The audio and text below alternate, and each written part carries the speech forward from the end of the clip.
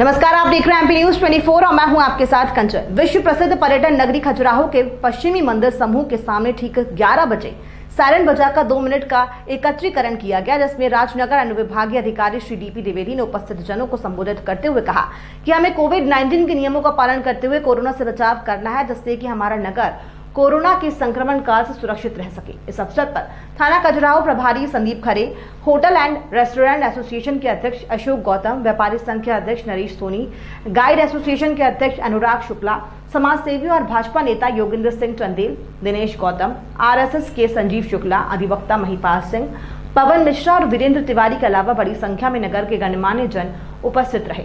खजुराहो से MP news 24 के लिए राजीव शुक्ला की रिपोर्ट। और इसके साथ ही साथ सैनिटाइजर का भी उपयोग करेंगे ताकि कोरोना के संक्रमण से हमें मुक्ति मिल सके। आज की स्थिति में खजुराहो नगर में 4 पॉजिटिव पेशेंट्स हैं और इसका मतलब ये है कि हमारी जो अर्थव्यवस्था पटरी पर लौट रही थी उसके सामने पुनः प्रश्न चिन्ह लग रहा है।